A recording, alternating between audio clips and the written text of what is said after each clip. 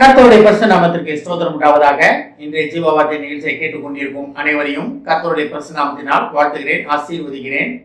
இன்றைய சின்ன தியானத்திற்கு தேவன் கொடுத்த வேத பகுதி லூக்கா எழுதின சுவிசேஷம், அதில் 1ஆம் அதிகாரம் 49ஆம் வசனம். லூக்கா 1:49. வல்லமையுடையவர் மகிமையானவைகளை எனக்கு செய்தார், அவருடைய நாமம் பரிசுத்தம் உள்ளது. இன்றைய தினம் இதை கேட்டுக்கொண்டிருக்கும் அனைவருடைய வாழ்க்கையிலே தேவன் மகிமையான காரியங்களை செய்ய போகிறார். தேவ மகிமை உங்க வாழ்க்கையிலே விளங்கப் போகிறது. வல்லமையுடையவர் மகிமையான காரியங்களை உங்க வாழ்க்கையிலே செய்வதற்காக காத்துக் கொண்டிருக்கிறார். ஆனா நம்ம அதை வல்லமையுடைய இயேசு கிறிஸ்துவை, தேவனை நம்ம விசுவாசிக்க வேண்டும். தேவனால் எல்லாம் கூடும் அப்படின்னா அதை நம்ம முழு மனதுடன் விசுவாசிக்க வேண்டும். முழு மனதுடன் முழு ஆத்மாவுடன் கர்த்தரை சேவிப்பதற்காக நம்ம அழைக்கப்படுகிறோம். இதுல பாருங்க, வல்லமையுடைய மகிமையான காரியங்களை எனக்கு செய்தார் என்று நீங்களும் சாட்சி சொல்ல போறீங்க. கர்த்தர் இயேசு கிறிஸ்து எனக்கு மகிமையான காரியங்களை என் வாழ்க்கையிலே செய்தார். மகிமையான காரியங்கள்னா அது எப்படி மகிமையான காரியங்கள்லாம் எல்லாருமே செய்கிற காரியங்கள் கிடையாது. சாதாரண மனிதர்கள் நீங்களும் நானும் செய்கிற காரியங்கள் கிடையாது. இது எல்லாத்திற்கும் அப்பாற்பட்ட காரியங்கள் உங்கள் வாழ்க்கையிலே நடக்கப் போகிறது. நீங்கள் நினச்சிக்கிட்டு இருக்கீங்க, எது எதெல்லாம் எனக்கு மூடிடுச்சு, எது எதெல்லாம் எல்லாராலையும் உடைக்கப்பட்டது, எல்லாராலையும் தள்ளி வைக்கப்பட்டிருக்கிறேனே அப்படின்னு நினச்சிக்கிட்டு இருக்கீங்களா? ஒன்றும் கவலைப்படாதீங்க. உங்கள் மேலே தேவ மகிமை உதித்திருக்கிறது. இது மரியாள் சொன்ன ஒரு காரியம் எல்லாத்துக்குமே தெரியும். மரியாள் சொன்ன காரியம், மரியாளுக்கு எப்படி பிள்ளை பிறந்ததுன்ற ஒரு காரியம் தெரியும். அப்போ இயேசு கிறிஸ்து எப்படி பிறந்தாருன்னு நல்லாவே தெரியும். அந்த மரியாள் தான் கருவுற்ற உடனே அவங்க சொல்கிறாங்க, வல்லமையுடையவர் மகிமையானவைகளை எனக்கு செய்தார் அப்படின்னு. ஒருவேளை நம்ம இதை கேட்டுக்கொண்டிருக்கோம். இதை கேட்டுக்கொண்டிருக்க விசுவாசிகளே, உங்கள் வாழ்க்கையில் தோல்வியாகவே இருக்கா? எதை தொட்டாலும் தோல்வியாக இருக்குது, எதுவுமே வாழ்க்கையில் நடக்கலையே, எதை நான் செஞ்சாலும் அது எனக்கு ரிவர்ஸ் தான் அடிக்குது, என்ன பண்ணாலும் அதில் எனக்கு முன்னேற்றமே இல்லையே, எந்த தொழில் பண்ணாலும் எனக்கு முன்னேற்றம் இல்லை, எந்த வேலைக்கு போனாலும் என்னால் முழு மனதும் நம்ம வேலை பார்க்க முடியலையே, நான் என்னதான் நல்லா இருந்தாலும் என் மனைவியை நேர்த்துக்கலையே, என்னதான் நல்லா இருந்தாலும் கணவன் என்னை புரிஞ்சுக்கலையே, பிள்ளைகள் எங்களை புரிஞ்சிக்காம அவங்களுக்காக அவ்வளோ போராடுறோமே, அதை புரிஞ்சிக்காம ஓடிக்கிட்டு இருக்காங்களே, அப்பா அம்மா எங்களை புரிந்து கொள்ளவில்லையே நினச்சிக்கிட்டு இருக்கீங்களா? இல்லை வயதான பெற்றோர்கள் பிள்ளைகள் எங்களை கவனிக்கலை, பிள்ளைகள் எங்களை பார்க்கல, அவங்க வாழ்க்கையை பார்த்துட்டு இருக்காங்களே, அந்த பிள்ளைகளுக்காக தானே எங்கள் வாழ்க்கையை நாங்கள் சாக்ரிஃபைஸ் பண்ணோம், இந்த பிள்ளைகளுக்காக தானே எல்லாம் செய்தோம் அப்படின்னு யோசிச்சுட்டு இருக்கீங்களா? இதை பற்றியும் கவலைப்படாதீங்க. மகிமையான தேவன் உங்கள் வாழ்க்கையிலே மகிமையான காரியங்களை செய்ய போகிறார். அப்போ தேவ மகிமை உங்கள் மேலே வழங்க போகிறது.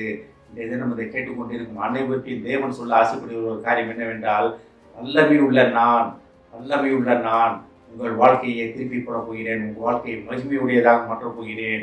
அதாவது தேவ மகிமை உங்கள் மேலே உதித்து விட்டது. உதிக்கிற உங்கள் மகிமை மேலே உதிக்கிற உங்கள் ஒளி இடத்திற்கு ராஜாக்களும் பிரபுக்களும் வருவாங்க அப்படின்னு ஏசாயால படிக்கிறோம். நம்ம 60ஆம் அதிகாரத்தில் படிக்கிறோம். நம்ம அப்பேற்பட்ட தேவ மகிமை உங்கள் வாழ்க்கையில விளங்க போகிறது. எதுக்கும் கவலைப்படாதீங்க.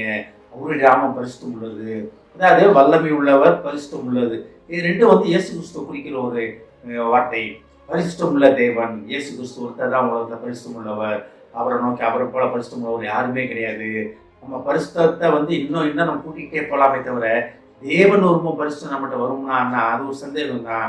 இயேசு கிறிஸ்து ஒருத்தர் தான் பரிசுத்தர்.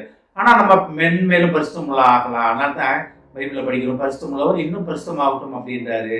அப்போ அந்த பரிசுத்தத்துக்கு ஒரு முடிவே கிடையாது. இயேசு கிறிஸ்து ஒருத்தர் தான் பரிசுத்தத்துக்கு முடிவு உள்ளவர். அந்த பரிசுத்தமான தேவன், வல்லமை உள்ள தேவன் இன்றைய தினம் இதை கேட்டுக்கொண்டிருக்கும் வாழ்க்கையில ஒரு மகிமையான காரியத்தை செய்ய போகிறார். நீங்கள் எதெல்லாம் தோல்வியில் முடிஞ்சு, எதெல்லாம் என்னால் முடியல, எதெல்லாம் உன்னை கைவிட்டு போய்கிட்டு நினைக்கிறீங்களோ அனைத்து காரியங்களும் உங்களை தேடி திரும்பி வரப்போகிறது. வல்லமை உள்ள தேவன் மகிமையான காரியங்களை உங்கள் வாழ்க்கையில செய்ய போகிறார். செய்தோன்னா நீங்களும் சொல்ல போறீங்க, கர்த்தர் எனக்காக மகிமையான காரியங்களை, வல்லமை உள்ள கர்த்தர் மகிமையான காரியங்களை என் வாழ்க்கையிலே செய்தார் அப்படின்னு கர்த்தருடைய நாமத்தை நீங்கள் ஸ்தோத்திரிக்க போறீங்க. கர்த்தருடைய நாமத்தை நீங்கள் உயர்த்தி பிடிக்க போகிறீங்க. இந்த காரியங்கள் நடக்க போகிறது. ஒன்று நீங்கள் வல்லமை உள்ள தேவனை, பரிசுத்தம் உள்ள தேவனை நீங்கள் விசுவாசிக்க வேண்டியதுதான். கர்த்தர் எனக்காக யாவும் செய்து முடிப்பார் என்ற நம்பிக்கையோட தேவனை நோக்கி பார்ப்போம். ஆமேன். ஜெபிப்போம். எங்களை அரிமானேசும் அன்பின் பரலோ பிதாவே, தகப்பனே, மகிமையான காரியங்களை எங்கள் வாழ்க்கையிலே நீர் கட்டளையிட்டு விட்டதற்காக நன்றி ஆண்டவரே. ஏஸ்தாப்பனே, வல்லமை உள்ள தேவன், பரிசுத்தம் உள்ள தேவன், நீர் எங்கள் வாழ்க்கையிலே மகிமையான காரியங்களை செய்த மகா கிருபைக்காக நன்றி ஆண்டவரே. இந்த மகிமையான காரியங்களை நாங்கள் பெற்றுக்கொண்டு உமக்கு சாட்சியாக நாங்கள் ஓடுவதற்காக நன்றி ஆண்டவரே. ஏஸ்தாப்பனே, எங்கள் மேல் உள்ள தேவ மகிமையை நாங்கள் உலகம் எங்கும் சாட்சியாக கொண்டு செல்வோம் என்று இந்த தினத்திலே ஒரு முடிவு எடுக்கிறோம் அப்பா. இதை கேட்டுக்கொண்டிருக்கும் ஒவ்வொருவரையும் ஆசீர்வதிக்கிறோம் அப்பா. ஒவ்வொரு குடும்பத்தையும் ஆசீர்வதிக்கிறோம் ஆண்டவரே.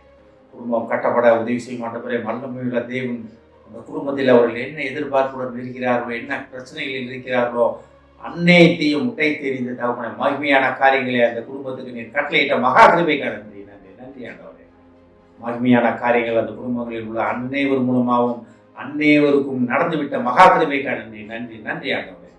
ஆசீர்வதிக்கும் அப்பா. இயேசுவின் மூலமாக கேட்கிறேன் நல்ல பிதாவே. ஆமென். கர்த்தர் உங்களை ஆசீர்வதிப்பாராக.